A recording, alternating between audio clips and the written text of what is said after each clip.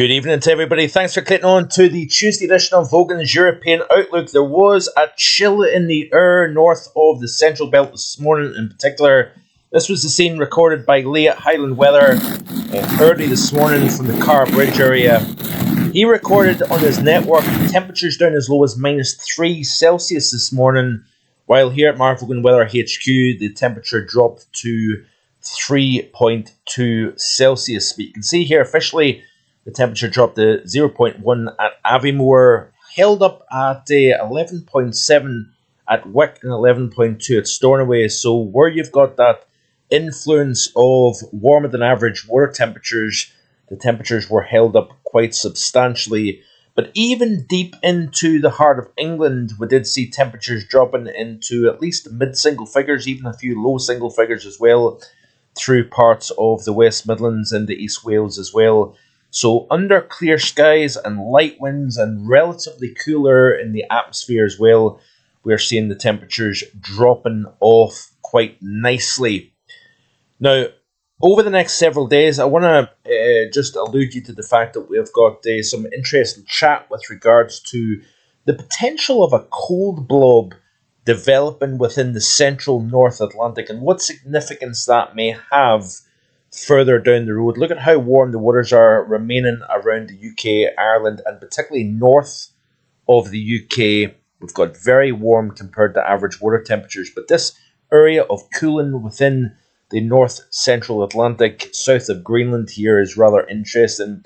We're continuing to see the cooling taking place throughout the equatorial Pacific, at least through the central and eastern portion of the Pacific anyway. Very warm waters north of Australia.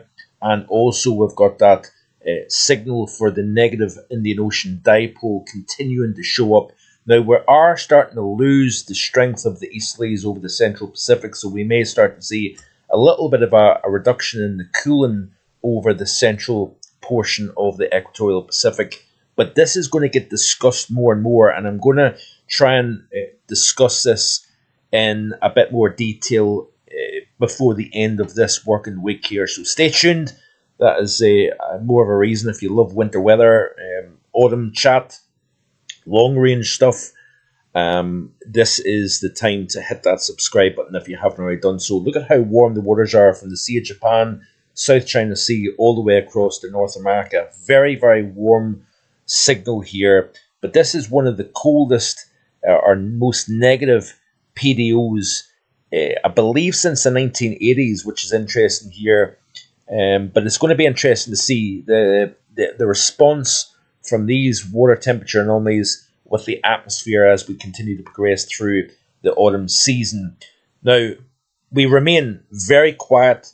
We're pretty much knocking the door of the climatological peak of hurricane season, which is tomorrow. And according to the National Hurricane Center, there is no expected development within the next 7 days over the tropical Atlantic basin. Now, an interesting tweet here by Ben Knoll showing about unusually weak lapse rate. So what is lapse rate? That is essentially the difference in temperature with height through the atmosphere. The greater the contrast between warmth at the surface and cold aloft increases the lapse rate. And essentially with unusually weak lapse rates within the tropical belt within the Atlantic basin, this is one of the reasons probably why we're seeing this very quiet period. Now we're still to see, I think we've had the 6th name storm, if I'm right in saying, but with no real development over the next 7 days or so, and there has been a real struggle throughout the course of this hurricane season so far for development. It may be due to the unusual stability within the tropical Atlantic. So it's one reason why the tropical Atlantic is so quiet and below average. For storm activity, the lapse rate is the rate at which air cools from the ground up through the atmosphere.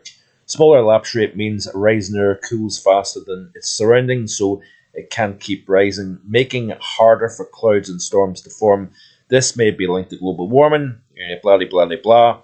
But I just thought I would share that with you about the fact that we've got an unusually stable environment within the tropical Atlantic, and that may be helping reduce the development within the tropics. We've also got other aspects as well, including drier shear, the MJO, etc., etc. But these are just a couple of aspects that I wanted to show you. Another aspect that I want to show you is this is the latest ECMWF extended over the next 30-day period. So this takes us from now all the way out to Wednesday, the 8th of October.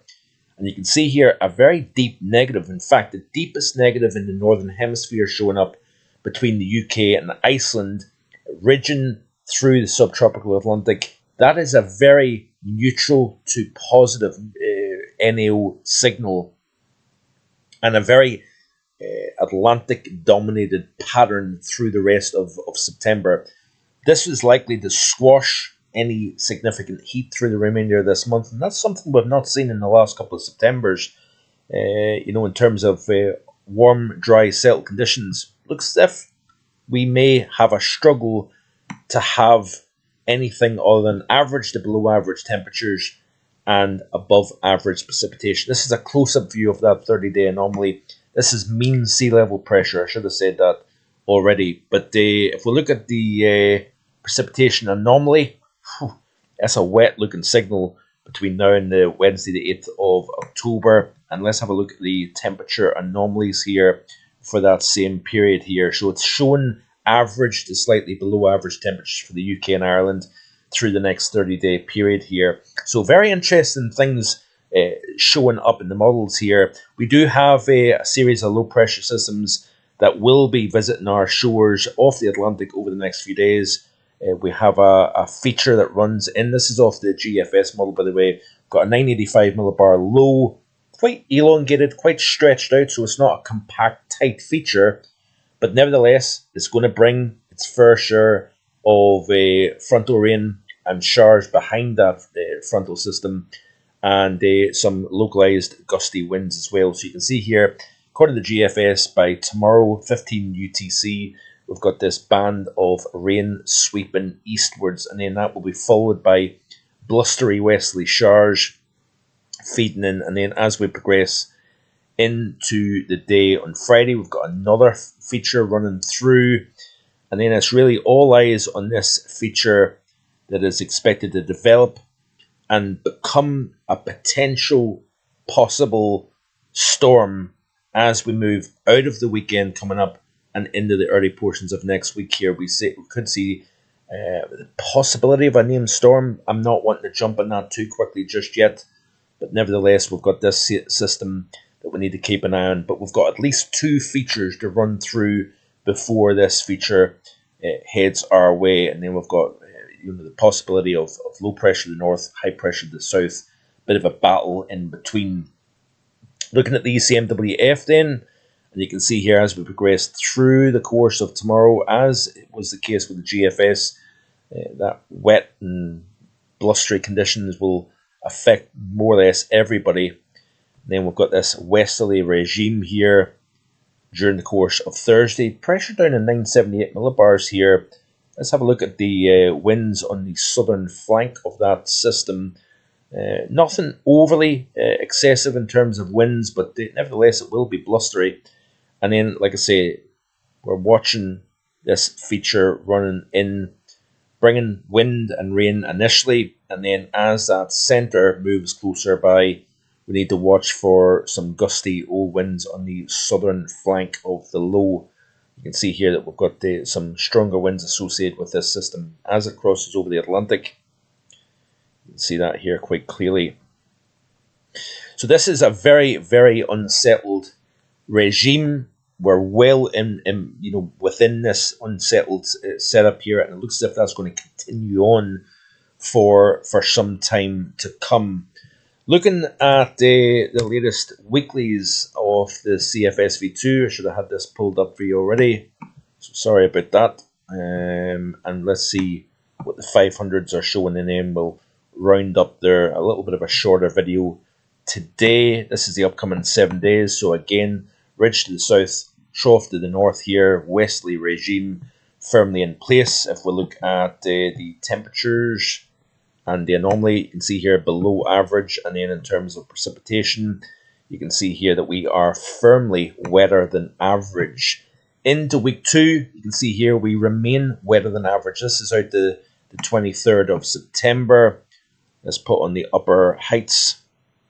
You can see here very much a low to the north, high to the south, flat westerly zonal jet, and the Atlantic driven pattern. And you can see here that we remain cooler than average.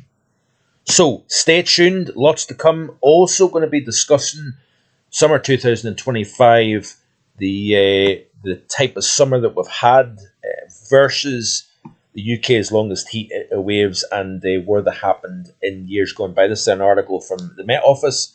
We're going to look at the comparison between summer 25, despite being the warmest on record. It falls short with a few records, including maximum summer temperature averaged out over the UK, as well as obviously the extremes. We didn't see 40.3 Celsius. We didn't see, 12 plus days in excess of 30 Celsius. But yet we did still record the warmest summer on record for the UK and Ireland. So there will be a specific video for that. There will also be a specific video talking a little bit about that developing cold pocket over the central North Atlantic and other aspects as well. So lots to come. Keep it right here in the channel and hope you enjoy the rest of your Tuesday. Bye for now.